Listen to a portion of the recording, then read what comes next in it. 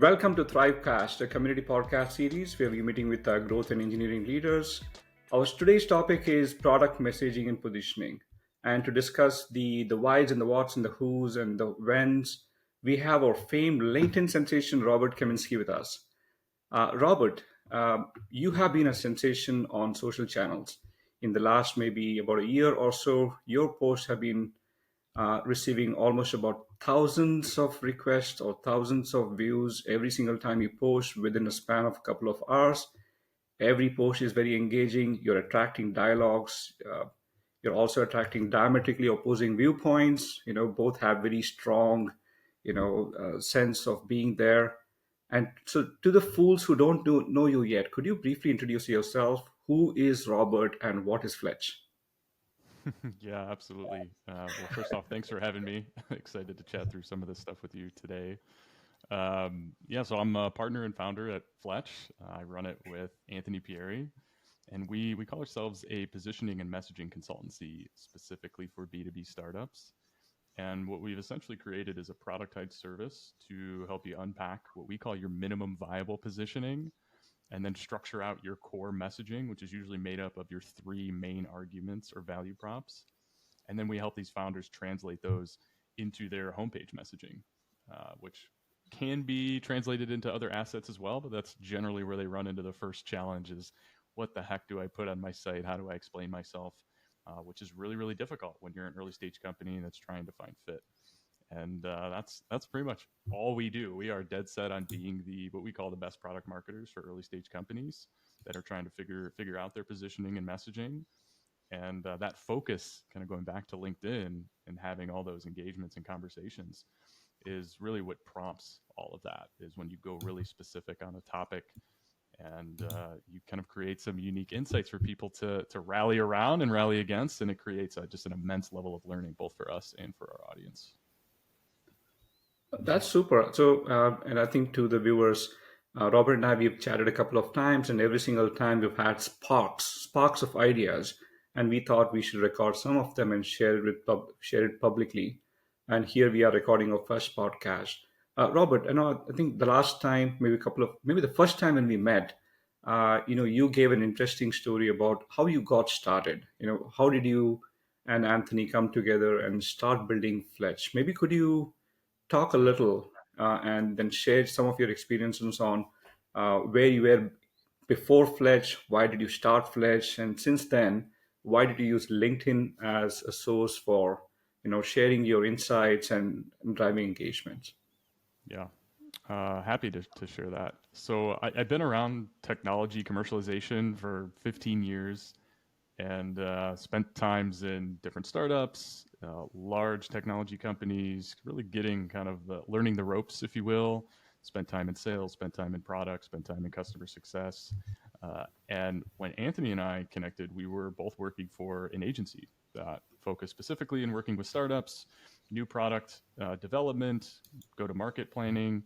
And Anthony actually was the first one to post something on LinkedIn more out of curiosity. And this never happens, but one of his first posts, I think it was first or second post, went mini viral. And it was like this post on note taking. And so I'm like, well, man, we should try this. Let's just see what happens. And so almost a year to date, we both started just sharing ideas on LinkedIn. And I've wanted to do this for a long time, but never actually shared what the stuff I was creating or working on. But because we had all this exposure to startups, we're like, let's just start sharing all the things we know and see what happens. And I like to equate it as planting our face right in the market that is early stage startups and founders, and then listening for signal. And I say that Mhm. because the first 6 months, I mean, we would post about not just product marketing, but product management and strategy. And, Anthony's post, how you take notes and all these different frameworks we were coming across, kind of sharing our learning story. And if I'm being honest, a lot of that content was probably terrible. We had no idea what we were doing. There was no audience at the time. But as you post regularly, we were literally posting every day and listening for signal. Who cares about what? Who's struggling with what? And we very quickly, 3 to 6 months in, started to realize that product marketers were really interested in some of the stuff we talked about. And also founders that are in early stage, but we're essentially doing product marketing work. And we just super deep dived into how we do that. And I think the big unlock for us was number one, figuring out what our niche was going to be for how we share what we do. And then this is stuff we've been doing for a long time, just never sharing it in public. So that was number one. The second thing is we started to visualize our concepts. And the premise for Fletch is we realized that in product marketing, even really seasoned product marketers didn't have a definition for things. It was all very fuzzy. Even people that I respect to this day would get into debates over, is that a feature or is that a capability? What's a benefit? And we're going, this is madness. Everyone's making it up as they go. And so we spent a lot of time as we started posting, essentially testing definitions. So basically, can we take product marketing and turn it from this art where everyone can make up whatever they want into a science where you can irrefutably say that's a capability, that's a benefit. And when you work from that foundation, then you can break things down and build things up in a way that actually matters. And so that's kind of how we started Fletch, from that core framework of what is a value proposition, how do you break down language and what does it mean? And what it's evolved to is connecting that back up to positioning. And that's simply because your messaging is this expression of your positioning. And once we had that, we like to call it X-ray vision. We now have a way to look at how you talk about yourself, how you're positioning yourself in the market, see where all the gaps are, where all the bodies are buried, what's not working. And it's almost this evaluation on product market fit. And then once we know where everything's broken, we can begin to start to fix it with that very same model. Oh, it's amazing how you evolved, you know, from one single post from Anthony and you built a company around it. Looks like LinkedIn became your product market fit, you know, so, of In a sorts, way, if you yeah, like will. it's Yeah, where, it's where our audience hangs out. That's where our market is. yeah, And then it really goes back to repetition. Like, post every day. You're going to have a dozen conversations in the comments, probably another dozen or so per day in DMs, founders literally hitting us up and saying, "Hey, I think you can help me." And we're like, Can I? yeah. Like, let's talk." And then getting in a room with them. So we spent, in the first year, I mean, we were spending, each of us taking 20, 30 meetings a week with founders, just hearing about what they're struggling with. And then at the time, pitching them a version of our service that we didn't quite know what it was yet, until you iterate your way to actually finding out what your product or what your service is. And now I wouldn't call us a finely tuned machine, but getting pretty close to it, where we know exactly who we can help and who we can help and how we help them, which is a powerful thing from a business standpoint. It's very interesting, and then, maybe could you educate the audience on why product messaging is becoming so important, so crucial for startups, for even large companies, to so to say. But I think Yeah. you had an insight sometime that product messaging and positioning is now all the more important for early stage PLG startups as well. So could you help us understand what is product messaging and why it's important for especially the PLG companies who are trying to, innovate, trying to disrupt this market, with a PLG first kind of a GTM approach. Yeah. There's really two things here. One is more at a meta level, regardless whether you're PLG or not, is messaging. The channels are crowded, like more crowded than they ever have been. And so there's a ton of noise. And what this does is it puts this premium on those who are able to cut through the noise with clarity in talking about their product and how they deliver value and the problems they solve, have an extreme advantage over other products. It's no longer good enough to have a killer product. You have to have a great way to get that message in the hands of prospects. And so that's number one, is just this overwhelm of crowdedness, where before, just, yeah, throw a bunch of money, get your messages out there, and you're going to win. Now it's no longer get them out there. It's like get them out there and make them stand out. Now with PLG, where this becomes in particular very important, is the fact that you don't have a translator of the message. So when you think about, if you're not PLG, you've got salespeople. And salespeople are pretty amazing at being dynamic in how they message and position. They can go into one room, navigate the conversation, introduce the product in a way that meets the target where they're at. With PLG, you don't have that at all. You essentially have this like boilerplate set of people are going to come through this door and they all might want something different. How do I funnel them into the value and the ahas of my product so that they eventually become a paying customer? And so that translation, when you don't have that with PLG at all, and it creates this huge challenge, especially a lot of PLG products have a lot of different use cases, have a lot of different customer segments. And so that's like fundamental messaging when you talk about it, is like, who's this message for? And if it's for a lot of people, and then like also you're trying to say a lot of different things, man, you're going to have a real challenge with clarity. And so again, it puts this premium for PLG companies to really figure this out, sort out their messaging, and make sure that they're actually communicating what they do in the right moment to the right people. No easy task, that's for sure. So it looks like especially for PLG, what you're saying is all the more important that whatever the sales team used to do in closed doors, specific value proposition for specific personas. Now PLG companies have to automate that, have to bring it out in the public and provide that kind of a messaging directly, openly, rather than through a particular salesperson or a marketing persona. So if that's the case, how does one go about doing it? What are the frameworks? What are the tools? And I think before we get into the kicks of it, there was a post that you had some time back, on benefits versus capabilities, and I started looking at. I opened up Salesforce.com, looked at Microsoft Azure, looked at AWS, looked at HubSpot, looked at Loom, Calendly, almost about 15, 20 odd websites, side by side, stacked them, and started like, is Robert really talking the truth? Why is everyone talking about benefits? And I started scratching my head more and more. So educate us on how should one go about messaging their product. Where should they start? Yeah. What are the available frameworks? Yeah, go So for it. I love the exercise you did, and even just hearing your story is exciting to me, because that's what Anthony and I did. We looked at all these sites Oh, and we're okay. going, what the hell are they doing? Like, everyone is saying the same thing. We'll increase your revenue. We'll reduce your churn. And we're like, this tells me nothing about what this product does. And therein lies how we approach things. So rather than benefits, we put a huge premium, especially for these PLG companies, on what we call and define capabilities. And capabilities are the things that you can actually do with the product, right? And they get conflated with these outcomes, these benefits downstream, that if I actually use the product, I can get all these great results.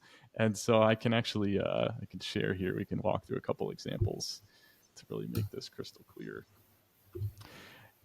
And another way to think about it is like, these capabilities are the bridge to those big benefits, right? So if you go out to these sites, and a lot of them have, I'll say, cleaned up their act. I don't know if we've had an influence on that or not, but what you'll usually see, as you talked about, is all this messaging in the blue over here. We'll break down silos, we'll cut meetings down, all that stuff. And it is good stuff. And we're not saying ditch that message. This just becomes a sequencing challenge. I have to know what I'm doing, this capability, first, so that I can even picture myself in a situation where I can have that benefit. And people miss the boat on this, right? There's this, it's like a human thing where we want to be bigger than we are, right? And so whenever we work with a startup or founder, we're effectively trying to break down their positioning and messaging into the most boring fundamental pieces possible, because as humans we have this natural tendency just to turn on the sales hat, like make it sound good. And you'll look at these capabilities here, right? Like, Calendly, let others book time on your calendar. Like, there's nothing overly sexy about that, right?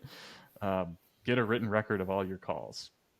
Great, right? But like when you go to these sites and then they try and like make everything sound amazing. And so to make this full circle, capabilities are the bridge between the actual feature, and we define feature as the thing that powers the capability. And a lot of technical founders get stuck here because they fall in love with their features. And in a lot of ways, Hmm. it's just a matter of how much time they're putting into it. Like, they spend all day, every day for years building these features. It's pretty natural to want to talk about it, but your customers don't give a rip about your features. What they care about is, what can I do with it, these capabilities? And then once I can do that with it, what's going to happen downstream if I use this enough? Like, how's it going to impact my business, my time, my life in some way, shape, or form? And so this formula to us of features to capabilities to benefits, one of the biggest unlocks that we came across just working this model with over 60 startups, is that a lot of them were just completely missing capabilities because they were trying to deliver this huge high level benefit statement. Yeah, this is very interesting. So, um, I was just laughing when you said some of them have gotten their acts together. Warning to anyone and everyone who does not have a capability on their website. If you don't have it, Mr. Kaminski is coming to get you. So, I was having a LinkedIn chat with the head of product marketing over at Calendly the other day because I did a kind of a public breakdown of one of their landing pages for marketing teams, and yeah, how did I that was go? comparing them to Asana, and he had the funniest comment of, oh good, we passed your test. And I joked with him. I'm like, hey, it's just one page. I'm on the lookout for all the bad ones, but no, we're just kidding. And to be frank too, when we do these audits in public, we do them with these very successful companies, right? And that's also for, there's two reasons to that. They're easy to relate to because we know what the products Yeah. do. So there's a lot of learning there for these founders and product marketers. And also just success. Calendly's $1 billion plus company, and we used to do some audits for early stage startups, but we found that can be a little daunting for companies that are just trying to get their footing. And so, as much as we knock, we're really talking about optimization of messages for a lot of these big startups that everyone knows and loves. Yeah. So to break down what you're saying, Rob, is this right to try to assume that, sure enough, you should have benefits in your mind, especially for the founders. They need to understand what's the ultimate benefit that they are trying to sell to, but maybe start off with explaining things based on what your product does through a mechanism or through a framework of capabilities, like record quick demonstration videos. I mean, this is what you can do now to get to the benefit of cutting down meetings. So, how does one Yeah. go about that particular thought process? So yeah, and that's a perfect question, and I'm sharing a new visual here for Asana. The connecting point, and this is where a lot of mistakes get made, is some folks will do a decent job of getting to their capability, but they want to skip to the end. And so I have this Asana example where we talk about the order of benefits. And what we believe, especially for PLG companies, is you want your benefit to be as believable as possible. Because remember, you're a startup, you're PLG, not many people know about you if you're not one of these unicorns already. So you have to be very clear about what the product does, capability, and then what we would say the first order benefit. And so with Asana, it's tempting for them, and they do this quite a bit, to jump to this fourth order increased revenue. But it's this logical rollout of, okay, Asana lets me manage all my tasks all in one place. Like that's essentially the capability of the product.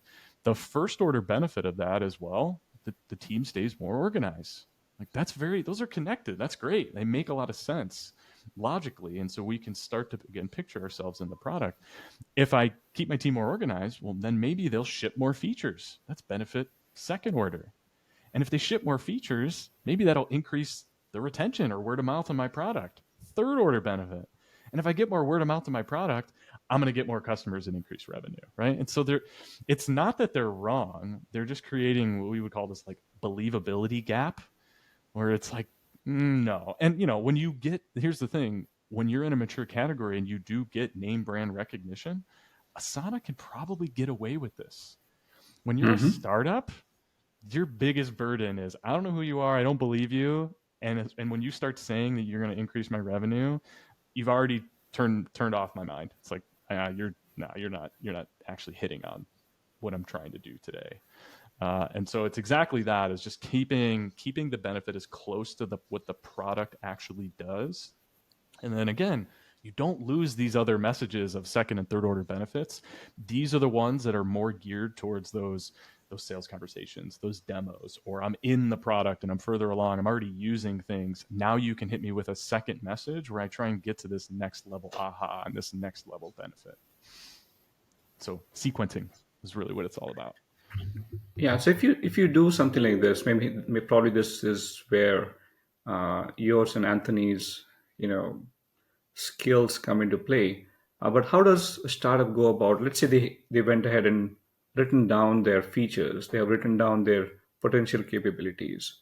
They have this theoretical idea about, hey, this is my ultimate benefit, and they go through this the first order benefit, the second order benefit, and so on and so forth. How do they take this information and message it out to to their audience? Are there any simple ways? Because this is this looks like more of theoretical exercise on a whiteboard. Now translating that to a product messaging and positioning, that seems to be a little ardent affair. Yep. And so I'm going to take you kind of through. Well, this is almost the exact model we use with founders who are trying to do exactly what you described. How do I put together messages? What we find is that most, and again, we talk a lot about website copy. Most website copy problems are actually messaging problems, and most messaging problems are actually positioning problems. And so what we do at the very beginning is we actually work back to a positioning exercise, because you can't craft a message if you don't know who your audience is and you don't know the main thing you're trying to highlight. And this main thing, when it comes to startups, is something that April Dunford calls differentiated value. And it's this combination of who are you competing with and what's the thing that your product does that they don't let me do. And that last one there, that's like where our capability piece comes into play.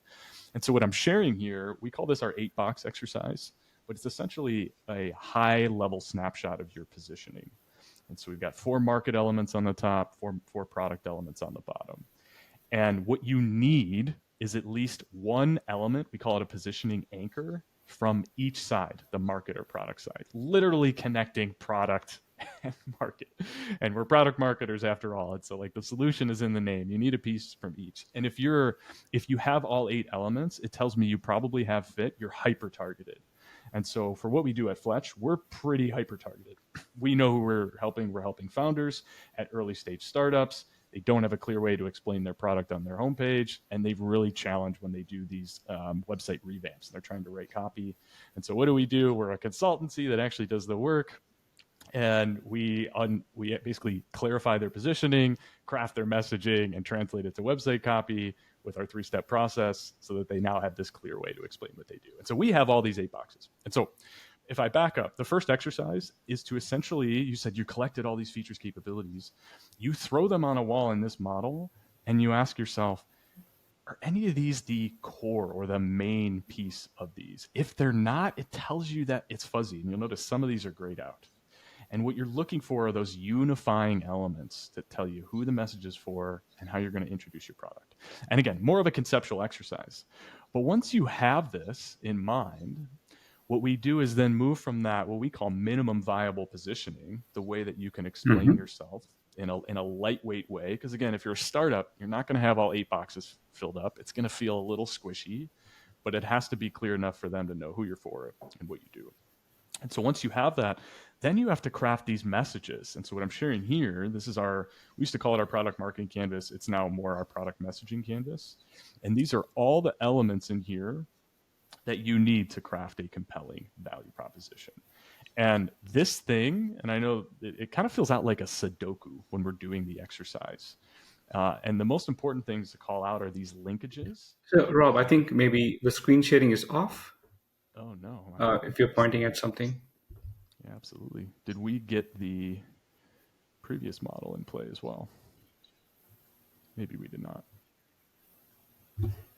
We didn't get this model, did we? No.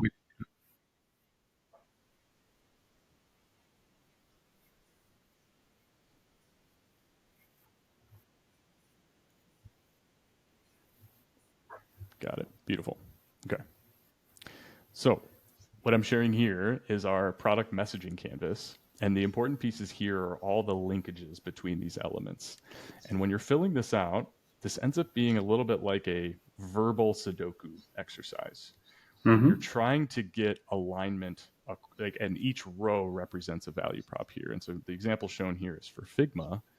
And what this starts to really pressure test for a lot of founders and product marketers is they have a tendency to over message. And so there's 2 things that happen here: alignment and prioritization, because there's only 3, and we recommend that there's only 3 when we think about homepage messaging. You can run this exercise for different parts of the journey, as I'm sure we'll speak to here in a few minutes. But you have to pick the most, and there's two approaches to this. The most compelling, usually we're starting with most compelling capabilities, or the most compelling problems that you solve, right? Because this whole exercise, if I were to like highlight one thing here that's the most important, is this contrast of the current way and the problems and limitations of the current way to what your product does. This goes back to April Dunford's differentiated value in our model. Because we're trying to like make that contrast so extreme that it's like, oh my goodness, this is fundamentally better than what I'm doing today, and I see exactly how they do it. And so if we roll through an example here for Slack, tying this to the use case, these design teams, this design lead is trying to design a web app interface with their team. And how are they doing this today? And so this is what we'd call a competitive differentiation set of the current way. You'll notice we have some others here that are Mhm. contextual, like activities they're doing. But if we roll out the Sketch one, well, what's the problem of this, of using Sketch? It's like, well, it's really slow and inefficient. It's like, well, why is it slow and inefficient? And this is where we get to that limitation, because Sketch doesn't allow multiple people to work on the same file at the same time. And this is the moment where you want to introduce your product capability. Now you can work with teammates in the same file at the same time. This is that big unlock that Figma had in the early days. What powers this? Their real-time collaboration, their multiplayer feature. And then this benefit, which is the opposite of the problem, where this is slow and inefficient to do this. Now your team can immediately build off each other's ideas. So it's no longer slow, it's now fast. And so end to end, what we have here is complete alignment all the way back to the team and the use case, highlighting that big contrast and introducing the capability of the product and what supports it. And so this is the exercise. I'll pause here. I don't know if that triggered questions and thoughts, but this is how we think about crafting value props in a really structured way. Yeah, I think this is a beautiful framework. Maybe we can have some of this in the show notes as well. Uh, but I think you have hit a few bullet points. Maybe I'll try to summarize it in my trivial head. Uh, Product messaging is not the same as positioning, or start with positioning, right? And the storytelling exercise that you're picturing it here is, hey, understand your ICP, understand what the problems that they have, what's the current limitation in the way they're working today, introduce your product capability at that time, list down what feature is helping what capability around it, and only then arrive at the potential benefit. Looks like that's the framework, and what you're telling is that do this in such a way that there's only three of them, or three or four of them, as minimal as possible.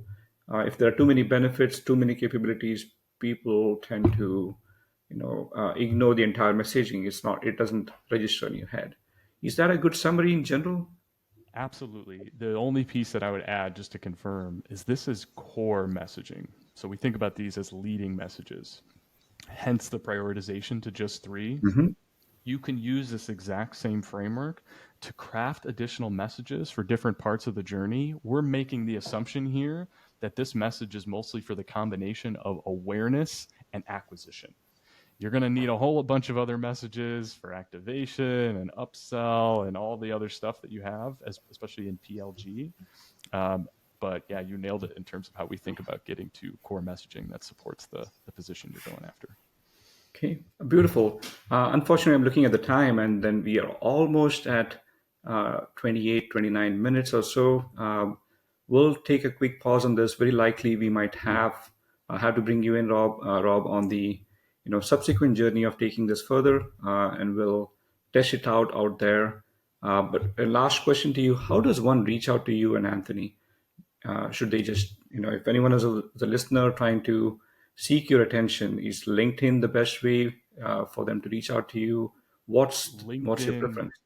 is the best way. As of right now, we have not and refuse to fall into the automated LinkedIn follow up. And so if you reach out to us on LinkedIn, though it might be a little delayed, we respond to everyone individually and try and answer questions as best we can. And so if you have questions or thoughts or comments that you want to discuss, like we're very open on LinkedIn, both in our direct messages and or just directly on posts. We're pretty active when we post to get into those conversations as well. Thank you, Rob. Thank you so much for your valuable time and valuable insights. To all our listeners, if you've enjoyed today's discussion, please consider leaving a review on your favorite platform of choice. This will air on Spotify, YouTube, and various other aggregators out there. Your feedback makes a big difference, and this is a great learning mechanism for growth and engineering leaders across the board. Typically we are finding growth and monetization leaders coming here. So stay tuned for more insights, more guests, and very soon we'll have more demos. Until that time, keep thriving.